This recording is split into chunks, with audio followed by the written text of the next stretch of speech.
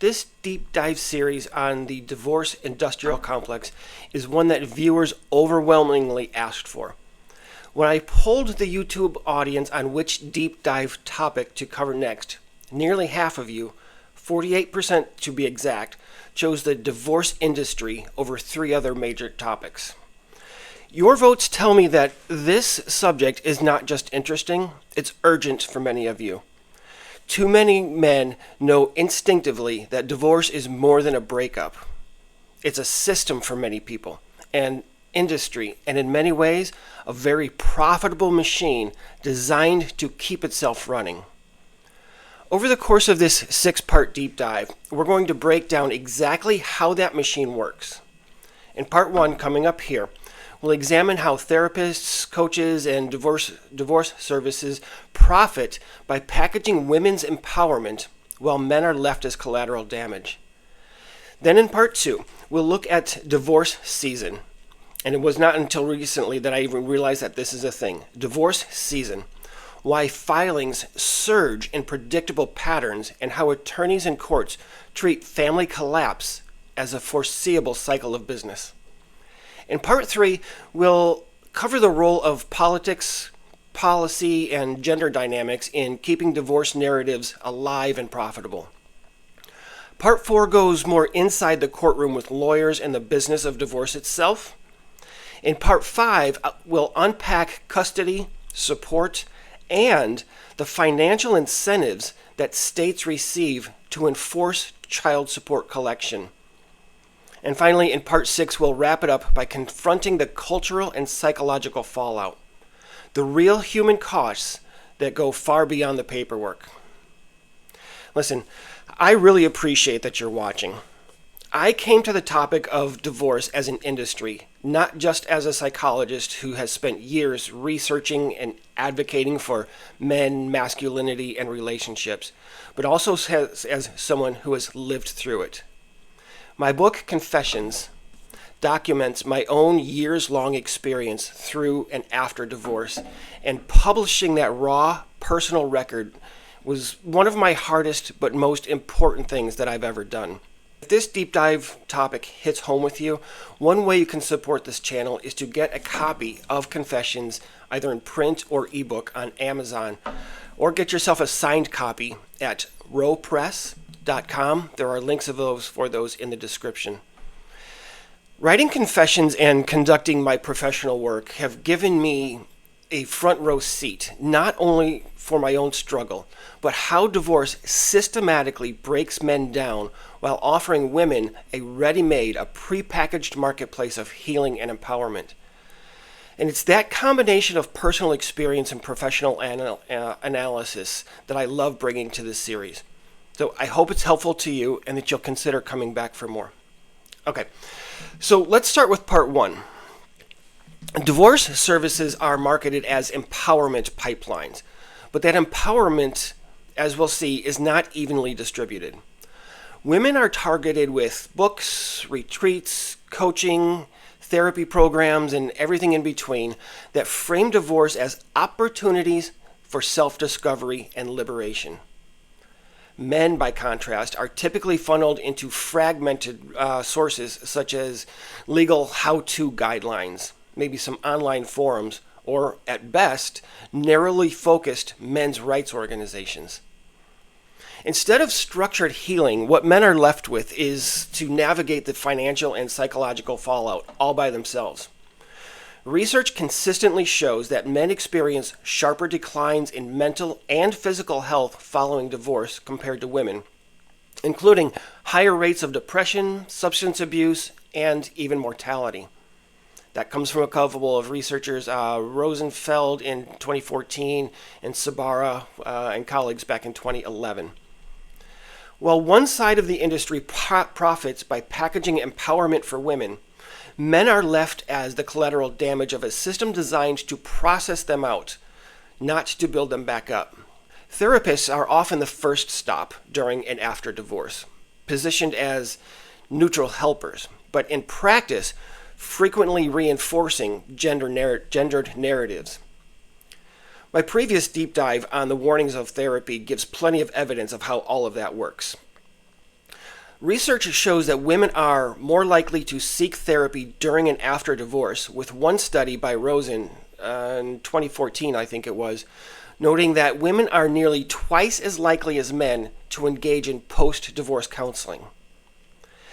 This creates a gendered client base, and therapists often adapt their marketing directly toward women as a result. So instead of focusing on reconciliation or shared responsibility, therapy can evolve into a one-sided reinforcement loop that validates leaving the marriage as the healthiest option. In couples counseling, the imbalance is even sharper. Researchers by the name of Gurman and Frankel,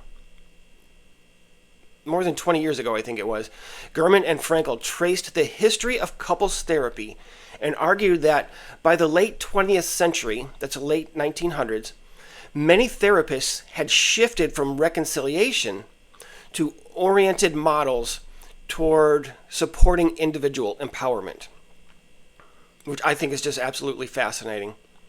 In practice, that often meant siding with the spouse, usually the wife, who wanted to leave. The result was that therapy, while marketed as healing, often acted as a divorce accelerator rather than a conflict resolution tool. Men, meanwhile, report more frustration with therapy outcomes, often feeling misunderstood or marginalized comparing to their female counterparts. Again, this comes from from findings by that researcher Rosen back in 2014. The role of divorce coaches represents a newer and less regulated extension of this part of the divorce industry. Divorce coaching gained great momentum in the early 2000s, probably with the advent and widespread use of the internet, as a pseudo-professional service often hustled by individuals with no advanced training in law or psychology. The appeal of divorce coaching for women lies in promises of emotional support and empowerment, but their business model mirrors that of life coaching, high-ticket packages, ongoing subscriptions, and branded programs, so-called programs, designed to keep clients dependent on others' validation. Most recently, social media has amplified the reach of uneducated and untrained divorce support providers. On Instagram and TikTok, where hashtags like divorce support and divorce recovery together have amassed over 1 billion views as of 2023, divorce becomes not just a personal struggle, but a marketable identity. Popular accounts frame separation as liberation and self-actualization, while branding it as a rite of passage into independence. The promise of these unproven sources is not just survival, but reinvention, and audiences are encouraged to see walking away from marriages as empowering, as an achievement rather than a loss. Publishing and programming in the divorce industry form another pillar of this secondary economy. For example, books such as Runaway Husbands and Rebuilding When Your Relationship Ends cater primarily to women, offering empowerment, self-discovery, and renewal through separation. Retreats and workshops expand on these narratives, charging thousands of dollars for weekend packages that also promise healing, empowerment, and more, you guessed it, reinvention. In 2015, a researcher by the name of Mandarini, I think I got that right, Mandarini, highlighted that women are given a structured ecosystem of cultural and psychological resources after divorce, while men are often funneled into fragmented alternatives, right? As I mentioned a few moments ago, online forums, legal guides, or most likely stigmatized men's rights groups, because that's the only place where they can get legitimate support. The imbalance is striking in that the marketplace has clearly decided that its most profitable consumer is the woman in transition, not the men who are left to piece their lives together.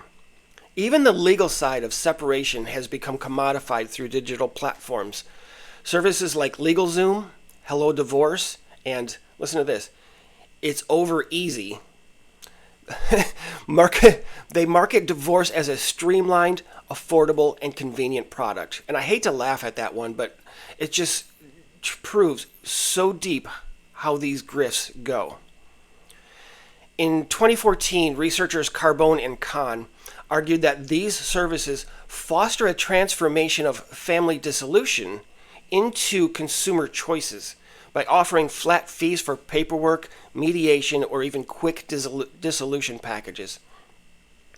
While presented as consumer friendly, what they actually do is normalize divorce as an ordinary life transaction, equating it with things like filing your taxes or renewing a fishing license. Instead of discouraging breakdowns or helping to heal to prevent them, the message is one of convenience. Why work through hardship when ending can be handled with a few clicks and a credit card?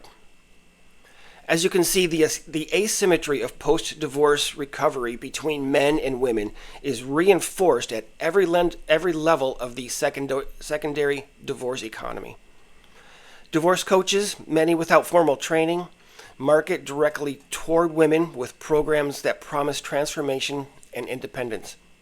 Social media amplifies the message with hashtags like Divorce Recover and Divorce Goddess, turning separation again into a branded identity. At the same time, men are portrayed in much of this content as obstacles to overcome, and yes, even villains in a narrative of female rebirth and recovery. As Mandarini, who I mentioned earlier, I think I got that right, noted, the cultural production and profiting around divorce overwhelmingly privileges female voices, leaving men's post-divorce struggles nearly invisible. And the effect is not just economic, but also empirical. Men aren't merely losing in courtrooms, they're systematically excluded from the empowerment economy that's built around divorce. When viewed together, therapists, coaches, authors, these digital platform grifters create an ecosystem in which divorce is not just a legal resolution, but an ongoing commercial process. Each sector positions itself as a pillar of support, but their profitability depends on a steady supply of marital collapse. Researchers have described this dynamic as the divorce industrial complex. It's a system in which social and cultural forces don't merely respond to divorce, but actively incentivize it. Divorce has become an industry in and of itself, and the marketplace thrives only as long as families continue to break apart.